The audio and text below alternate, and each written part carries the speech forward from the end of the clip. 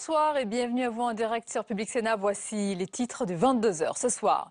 Dans la dernière ligne droite, tous accélèrent avant le scrutin dimanche des départementales.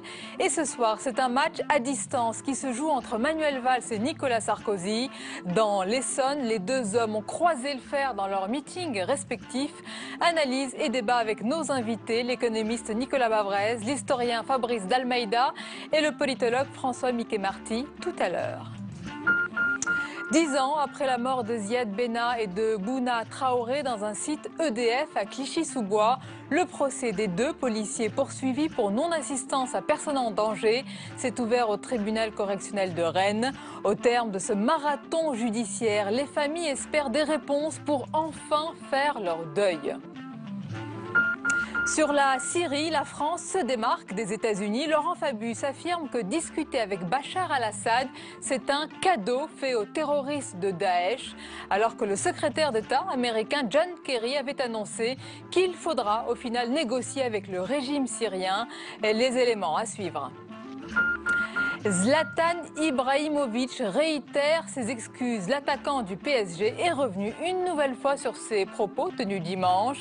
La commission de discipline de la Ligue de football professionnel étudiera à présent son cas ce jeudi pour décider d'éventuelles sanctions. Voilà pour le programme de votre 22h. Merci d'être en notre compagnie ce soir.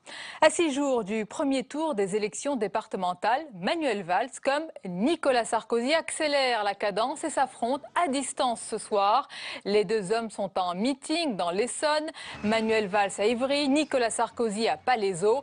Et de manière plus générale, les deux responsables politiques se sont opposés tout au long de cette campagne. Portrait croisé avec Mounir Soussi.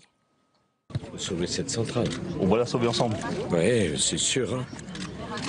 C'est pour ça que je suis là. Nicolas Sarkozy en campagne sur le terrain, l'ancien président dans son costume de chef de parti, comme ici à Fessenheim, où il était venu tenser le gouvernement et son projet de fermeture de la centrale nucléaire. La critique de l'exécutif et du Premier ministre, un des principaux axes de campagne de Nicolas Sarkozy. Mais c'est inouï, l'amateurisme de ce gouvernement. On comprend d'ailleurs pourquoi le Premier ministre perd ses nerfs à ce point-là, quand on est aussi peu professionnel. Une charge sévère, surtout que Manuel Valls s'est dédoublé depuis 15 jours. Le Premier ministre fait office de directeur de campagne pour mobiliser l'électorat de gauche. C'est l'occasion, oui, d'être présent et puis de rappeler l'importance de ce scrutin. Tout scrutin est important aujourd'hui. D'autant plus important que le PS peut perdre entre 20 et 40 départements.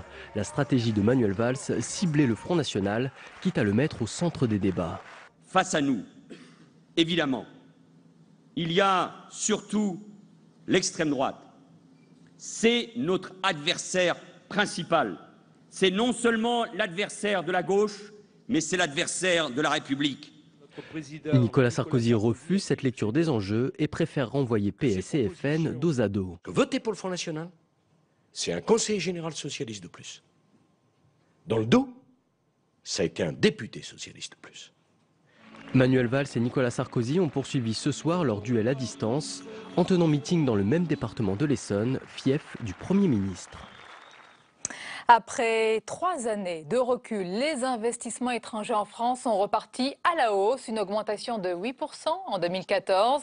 François Hollande, en déplacement aujourd'hui à Maisons-Alfort dans le Val-de-Marne, a invité justement la Banque publique d'investissement à amplifier la reprise. On l'écoute. Ce qui est aujourd'hui demandé à la Banque publique d'investissement, c'est d'accompagner, voire de précéder et même d'accélérer la reprise économique qui s'annonce. Et j'ai bien compris que vos affiches annonçaient la fin de la crise, à travers un coup de pied que nous aurions tous voulu donner depuis longtemps à cette crise. Mais il ne s'agit pas simplement de chasser la crise, il s'agit d'amplifier la reprise. Près de 20 000 manifestants ont défilé hier contre le projet de loi Touraine. Parmi les motifs de mécontentement, vous le savez, il y a la généralisation du tiers payant, mais pas seulement, comme nous l'explique Sophie Normand-Couturier avec Lucie Guillemot. Ce projet de loi santé, ils n'en veulent pas en l'état. Médecins et infirmiers libéraux, internes, dentistes, tous réunis l'image est rare pour manifester hier dans les rues de Paris. Plusieurs milliers de personnes et un principal motif de mécontentement, la généralisation du tiers payant. Avec le tiers payant généralisé, on a peur que ce temps administratif soit augmenté au détriment du temps de soins au service du patient. Vouloir étatiser finalement d'une façon rampante la médecine avec le tiers payant généralisé, c'est quelque chose qui nous mettra droit dans le mur. Souvent résumées à la lutte contre cette mesure, leurs revendications sont pourtant diverses. Difficulté d'installation, défense de la liberté d'exercer. Un autre point cristallise aussi toutes leurs inquiétudes, la priorité donnée à l'hôpital public. L'hôpital public devient, par la loi, consacré comme la pierre angulaire du système, avec quelque part derrière une autorisation, une répartition des activités entre les cliniques et l'hôpital qui va se faire pour l'hôpital public aux dépens de l'hôpital privé au fur et à mesure de la réorganisation qui est dirigée par les agences et qui disposeront maintenant d'une loi qui dit que l'hôpital public a un label particulier qui s'appelle le service hospitalier public, où que ce soit en France, et que les autres sont moins importants. Cette loi qui pourrait transformer tout le système de santé, les professionnels libéraux la jugent avant tout politique. La ministre de la Santé a annoncé qu'elle sera examinée en procédure accélérée. Le débat à l'Assemblée est attendu fin mars, début avril.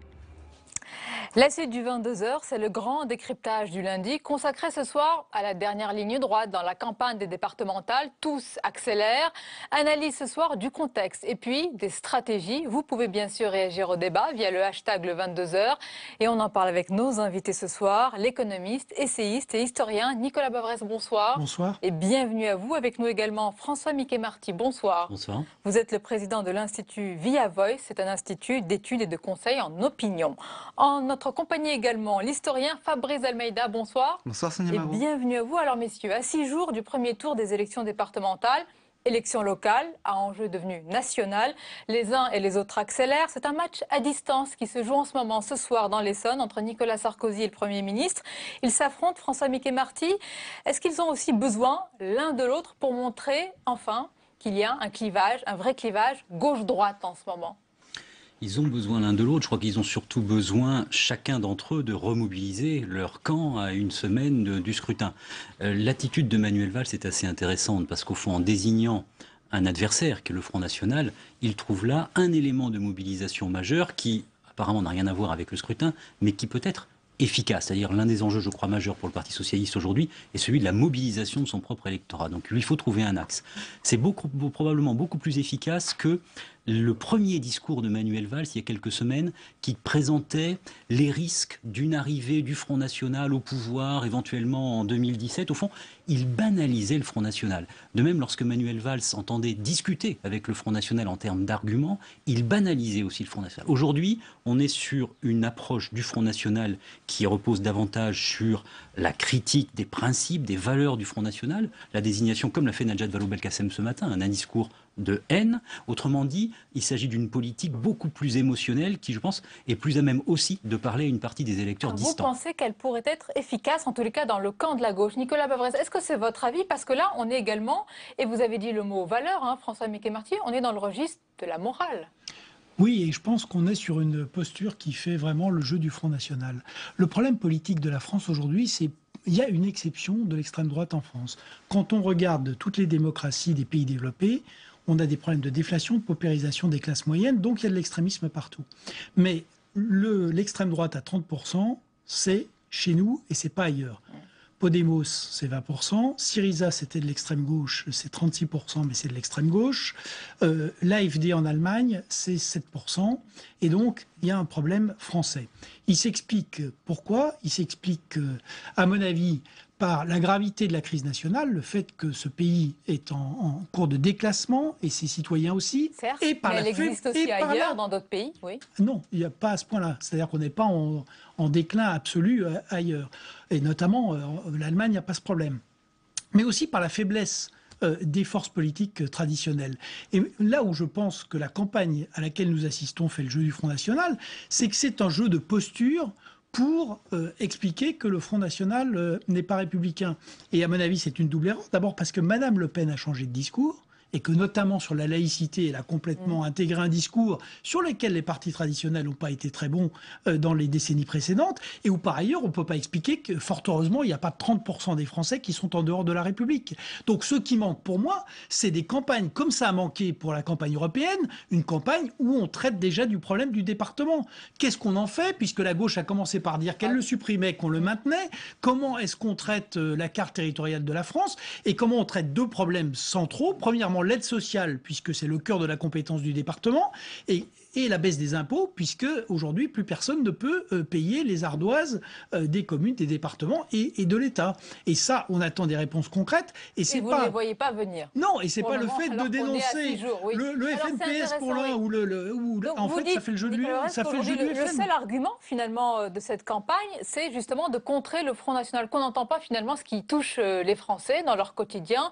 Vous l'avez rappelé, c'est votre avis, Fabrice Almeida? C'est plus que ça. Ça fait maintenant, je dirais presque plusieurs, pour pas dire décennies, mais en tout cas plusieurs années et plusieurs scrutins, que les questions logiques des scrutins ne sont pas abordées et que le débat est tout de suite monté en généralité, soit autour du pôle, on va dire, économique, avec un débat plutôt UMP-PS, soit autour du pôle identitaire, avec cette fois-ci un débat qui pendant longtemps a été un débat UMP FN et qui maintenant touche les trois partis. Et c'est ça qui est intéressant, c'est qu'au fond, on s'aperçoit qu'on a une recomposition du paysage politique français autour de trois pôles. On peut en discuter, mais il me semble qu'il y a quand même le pôle qu'on pourrait appeler identitaire, qui mord aussi sur une partie de l'UMP. Pendant longtemps, l'UMP, le RPR de Jacques Chirac avait cette dimension-là. Il faut se souvenir, en 77, la campagne pour les européennes est très très violemment identitaire française, anti-européenne. C'est ce qui permet d'ailleurs à Simone Veil de se dégager une piste et de gagner l'élection. Mais ça, c'est un premier pôle. Il y a un deuxième pôle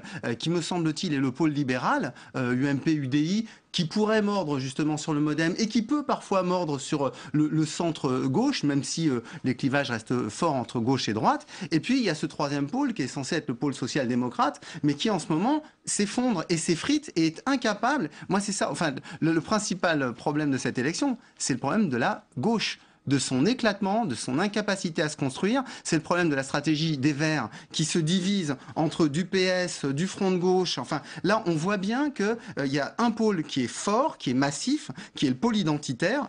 Je le déplore, mais on n'est pas là pour faire de la morale, on est là pour faire de l'analyse. Il y a un pôle libéral qui, lui, s'est bien restructuré. C'est d'ailleurs hallucinant qu'il se soit aussi vite restructuré. Pensez à l'état dans lequel il était il y a un an. Rappelez-vous la guerre Copé-Fillon. Rappelez-vous de l'état de l'UDI, de Borloo qui était fragile. Rappelez-vous du MoDem qui, à l'époque, avait des plumes. Regardez comment ce pôle libéral s'est reconstruit. Grâce à qui?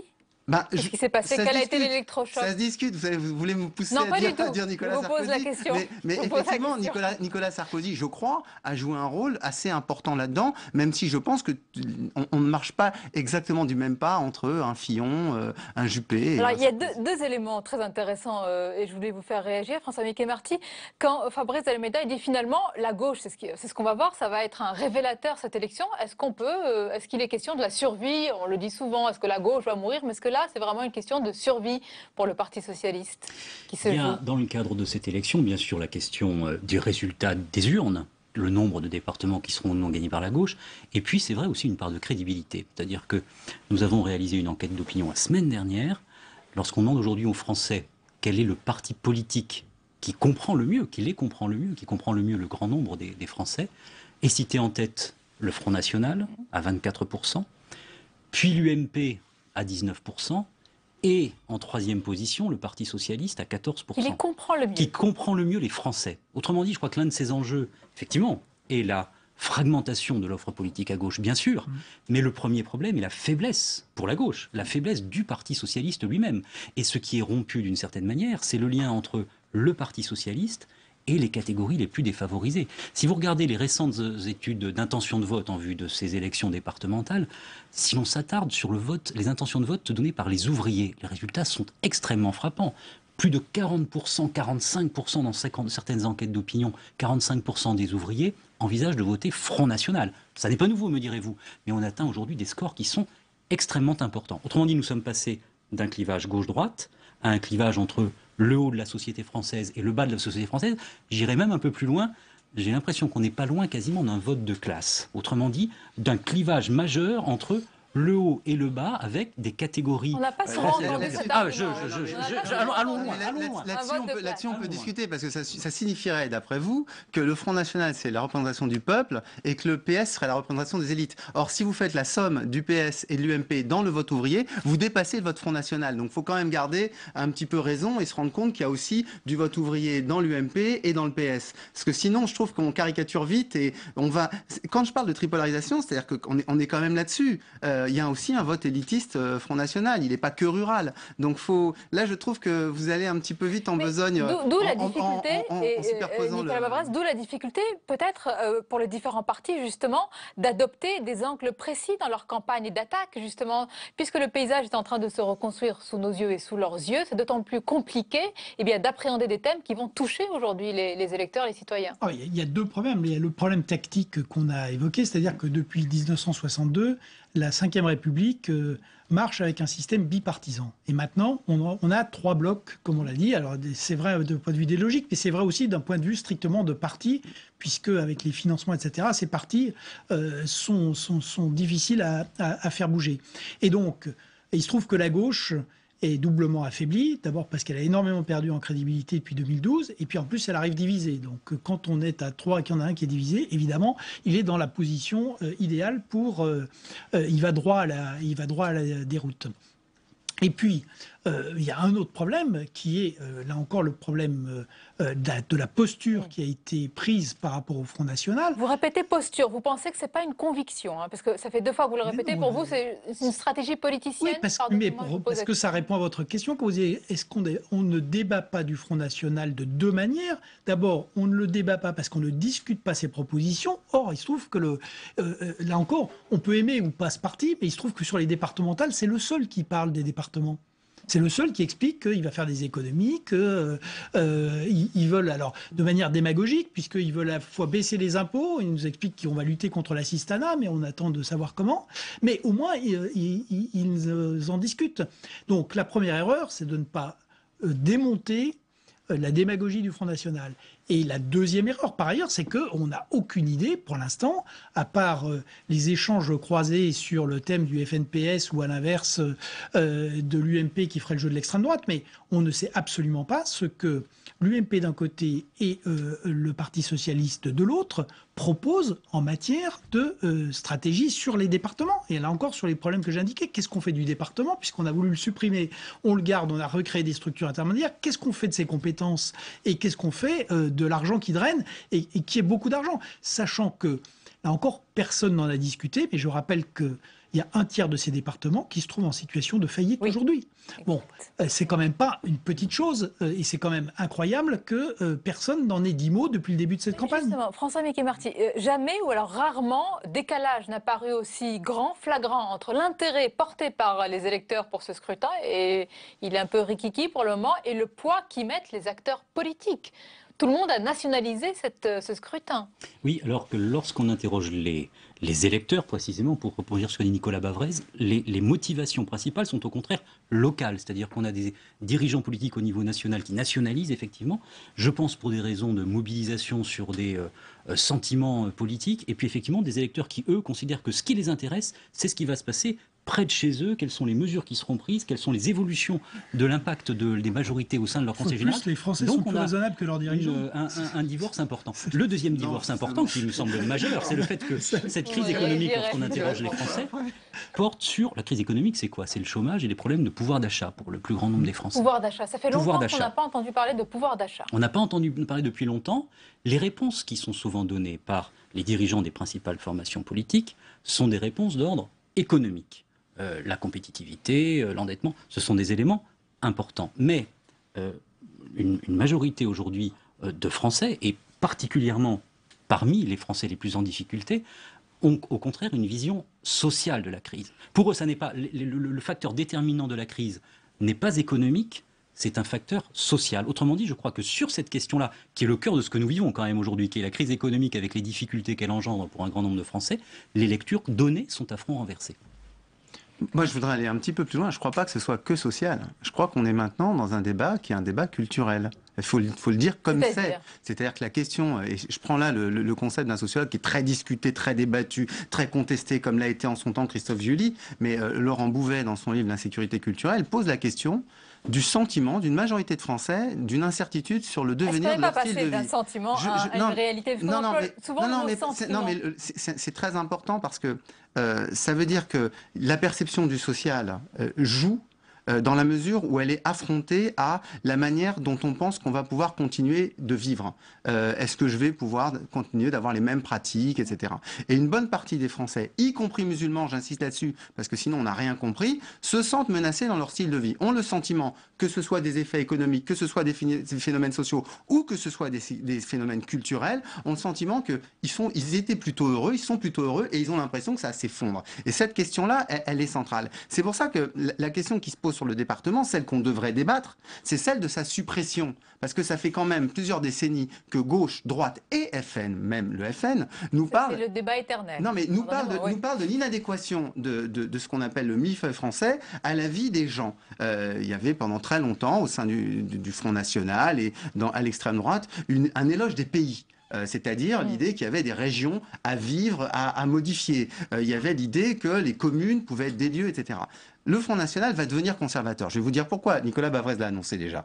Il va devenir très très conservateur en matière de réforme parce qu'il va conquérir les départements. Il va en avoir une partie. Il va avoir des élus. Et à partir de ce moment-là, il va vouloir, comme toute force politique, maintenir ce qui lui a permis et ce qui lui permettra d'avoir des financements partisans. Donc ça, c'est une question. Mais la vraie question qu'on devrait se poser dans un moment où notre pays, on le voit bien, il y a des questions clés d'inadéquation, de réforme, de modernisation, d'économie. Ben, la vraie question, on ne la pose pas. C'est-à-dire, on supprime quoi? Le département? Et vous l'avez dit, voilà, on n'en parle pas assez. C'est crucial. L'autre question pour la gauche, vous en avez parlé, c'est l'union, l'unité de la gauche. Emmanuel Valls, justement, en meeting ce soir, on en a parlé. Il était entouré d'Emmanuel Cos. Également, il est parti dans le fief de Jérôme Guedj. On l'écoute ce soir, le Premier ministre. Ici, dans ce département, autour de Jérôme Guedj, nous faisons la démonstration que ce qui nous unit est bien plus fort. Oui, Jérôme, il faut bien sûr parler de diversité, mais ce que les Français attendent aujourd'hui plus que jamais, c'est que nous soyons unis, rassemblés, pas par nous-mêmes, parce que la gauche, elle est forte, pas quand elle discute avec elle seule, mais quand elle s'adresse à tous les Français, et que dans une période aussi difficile, elle sait rassembler tous les Français pour nos valeurs, pour l'intérêt général. Voilà, François Miquet-Marty, ce qui inquiète la gauche à juste titre, ce sont ces divisions. Est-ce que paradoxalement, François Hollande, est-ce qu'il pourra profiter de l'électrochoc des départementales pour dire bien voilà, regardez ce qui s'est passé, voilà le score du Front National, maintenant je vous appelle chacun et chacune aux responsabilités, unissons-nous pour partir vers 2017. Je crois que c'est très difficile, c'est-à-dire laissons faire ces élections départementales, mais compte tenu des résultats qui peuvent être dessinés, qui se dessinent aujourd'hui, des intentions de vote qui existent aujourd'hui, on est sur une défaite extrêmement importante pour la gauche. Je crois qu'il sera difficile pour le président de la République de tirer profit de ces mauvais résultats, voire de ce désastre pour la gauche, pour appeler au rebond.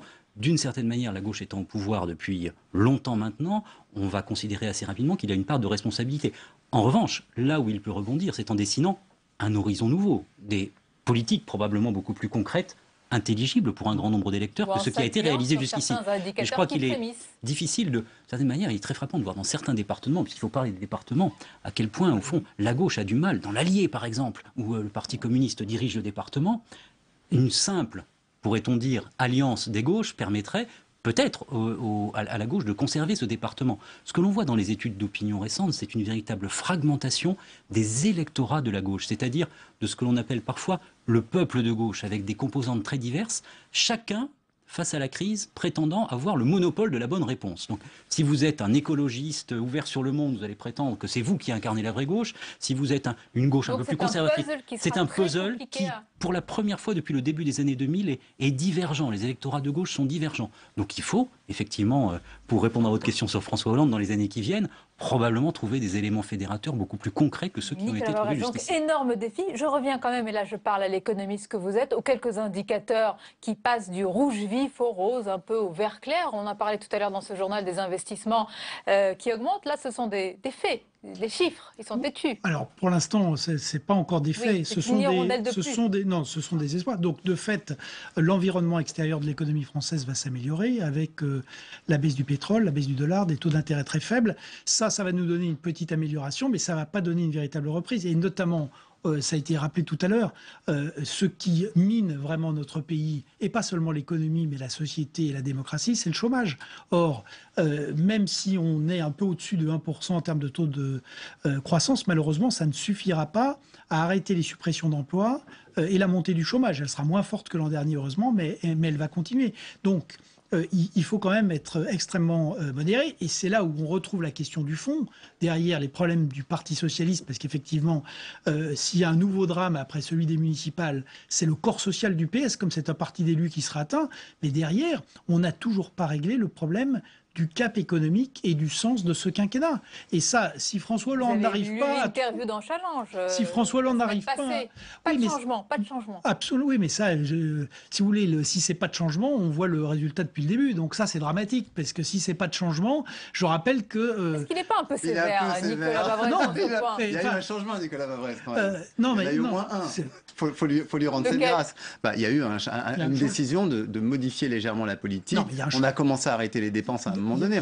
Non, on n'a pas arrêté. Il y a eu un changement de Premier ministre, ça c'est incontestable. Mais si on compare par exemple avec le tournant de 83, où on avait vraiment eu là un spectaculaire revirement, aujourd'hui, le taux de marge des entreprises, il continue à baisser.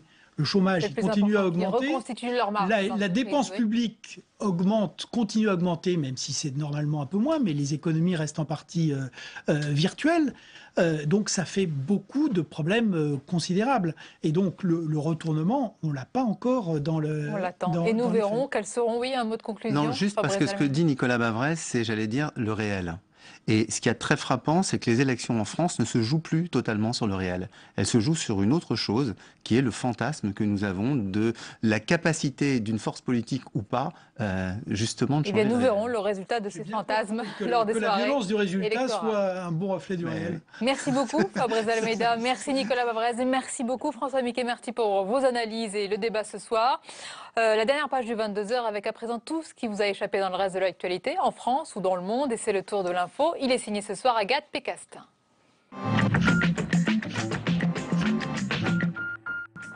Cela fait près de 10 ans qu'ils attendent que justice soit faite. La famille de Bouda Traoré et Zied Beda ont fait le déplacement de Clichy-sous-Bois. Aujourd'hui, à Rennes, se tient le procès des 2 policiers intervenus lors de la tentative d'interpellation des 2 jeunes de Seine-Saint-Denis. 2 jeunes qui ont fini par trouver la mort alors qu'ils escaladaient le mur d'enceinte d'un site EDF. Leur mort avait déclenché 3 semaines d'émeutes des banlieues dans toute la France. Il ne faut pas ramener ça à un procès des policiers de banlieue contre des jeunes des banlieues. Ce sont le procès de 2 policiers, très jeunes à l'époque des faits. Les policiers sont poursuivis pour non-assistance à personne en danger. Une main rouge contre le cyberterrorisme. 5 sites internet affichent désormais 7 pages d'accueil. Leur accès a été bloqué par les autorités qui les accusent de faire l'apologie du djihad. Une première en France depuis la mise en place de la loi antiterroriste. Toute autre solution qui remettrait en selle M. Bachar el-Assad serait un cadeau absolument scandaleux, gigantesque, à Daesh, aux terroristes Daesh. Laurent Fabius ne mâche pas ses mots. Le ministre français des Affaires étrangères se démarque des dernières déclarations de son homologue américain. Hier encore, John Kerry affirmait vouloir négocier avec Damas. Benyamin Netanyahou s'opposera à toute idée d'État palestinien. Une ultime promesse de campagne à la veille des élections législatives. Dans une interview donnée à un site d'information israélien, le Premier ministre affirme: tous ceux qui veulent la création d'un État palestinien et le retrait des territoires rendent ces territoires vulnérables à des attaques de l'islam extrémiste contre l'État d'Israël. Une véritable provocation pour la communauté internationale qui espère toujours une solution à 2 États. Et on termine avec le dessin du jour signé Plantu pour Le Monde. Les propos de Zlatan semblent faire les choux gras du Front National.